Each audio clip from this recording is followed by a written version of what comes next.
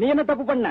பசுமை புரட்சி பண்ணாங்க புருஷான்ட்டாங்க. ஏய், பசுமை புரட்சி பண்ணா தமிழக அரசுல அவார்டு எல்லாம் தருவாங்க. நீ என்ன அப்படி பசுமை பண்ண? கஞ்சா செடி வளர்த்தங்க. இந்த நாதாரி நாய பச்சையா இருக்கிறதெல்லாம் பசுமையாடா? அதான்டா நாட்டையே கருத்து குட்டிச்சவராக்குனது. ஏய், நீங்க என்ன பண்ண? கள்ளச்சாராயம் காய்ச்சனுங்க. இது சகஜம்பா. நீங்க காய்ச்சறதையும் நிறுத்த மாட்டீங்க, ஜனங்க குடிக்கிறதையும் நிறுத்த மாட்டாங்க, நாங்க புடிக்கிறதையும் நிறுத்த மாட்டோம். இது விக்ரமாதித்தன் கதை மாதிரி. பாக்கெட் சாராயத்தை ஒழிச்சோம்னா அது பந்துக்கு பாயுது, பந்த ஒழிச்சோம்னா மறுபடியும் அது பட்டைக்கு பாயுது, பட்டைய ஒழிச்சோம்னா மறுபடியும் அது பாக்கெட்டுக்கே பாயுது. இது சுருக்கமா சொன்னா விட்லாச்சாரியர் படம் மாதிரி கூடு விட்டு கூடு பாயுதப்பா. ஏங்க இந்த குடியை ஒழிக்கவே முடியாதுங்களா? ஏயா ஒழிக்க முடியாது? இத தயார் பண்றதே நாட்டுல 8 கம்பெனி தான் இருக்கு. பெரியவங்களா மனசு பண்ணி ஒரே ஒரு டெலிபோன்ல இத தயார் பண்ணாதீங்கன்னு சொன்னா கேட்பாங்க.